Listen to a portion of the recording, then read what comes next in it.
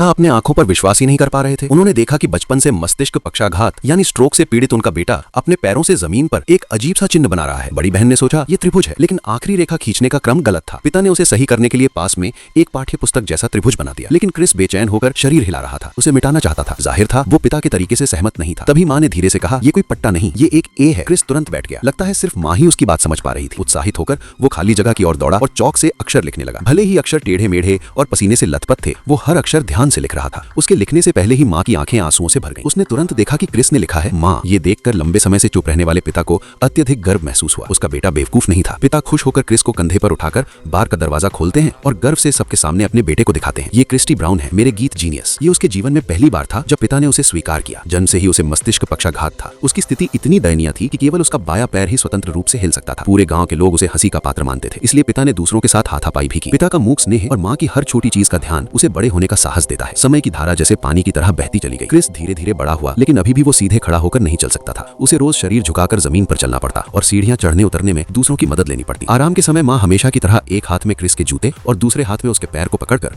उसे एक एक कदम ऊपर ले जाती। लेकिन क्रिस हर दिन बड़ा होता जा रहा था। अब माँ उसे उठाने में मुश्किल महसूस करने लगी। कुछ सीढ़ियां चढ़ते चढ़ते वो पसीने से तरबतर हो जाती। उसे बिस्तर पर रखकर थकी माँ असहज महसूस करती। लेकिन जब वो नीचे जाने ही वाली थी, अचानक हादसा हुआ। माँ की पुकार सुनते ही क्रिस तुरंत बैठ गया और भारी शरीर को खींचते हुए सीढ़ियों के पास गया, पर उसका दायां पैर फंस गया। समय कम था। वो अपनी एकमात्र सक्षम बाईं टांग से जोर जोर से दायां पैर हिलाता रहा। मोड़ पर पहुंचकर उसने देखा माँ सीढ़ियों के अंत में बेसुध पड़ी थी। घबराए क्रिस ने फिसलते फिसलते माँ के पास पहुंचकर देखा कि माँ होश में नहीं है और वो खुद सही ढंग से बोल भी नहीं सकता। उसने अपनी कम चलने वाली बाईं टांग से बार बार दरवाजा ठोकर मारकर मदद मांगी। आसपास के पड़ोसियों ने देख लिया, पर कुछ ही लोगों ने मदद की। जल्दी ही माँ को एम्बुलेंस में ले जाया गया, लेकिन पड़ोसी क्रिस को घेरे रहे। उन्होंने उसकी प्रशंसा करने के बजाय उसे इस परिवार का बोझ मान लिया। उन्होंने कहा कि वो जैसे कोई मूर्ख है, जमीन पर पड़ा है और कुछ नहीं कर रहा। सुनकर क्रिस सड़क की रोशनी में सिर झुका लिया। उस समय उसे माँ का सहारा चाहिए था, पर जब माँ अस्पताल से लौटी उसे एक बहन भी मिल गई। इसका मतलब अब से वो परिवार का सबसे छोटा बच्चा नहीं रहा। ये अराजक सोच उसे पढ़ाई में भी विचलित करती थी। उसे डर था कि पिता माता पहले जैसी उससे प्यार नहीं करेंगे, पर क्रिस पूरी तरह बेवजह चिंतित था। भले ही एक प्यारी बहन आई हो, माँ अब भी क्रिस से प्यार करती थी। पिता ने उसके लिए अपना छोटा ठेला बनाया, लेकिन ये ठेला परिवार के प्यार के इंजन से ही चल सकता था। परिवार उसे धक्का देता,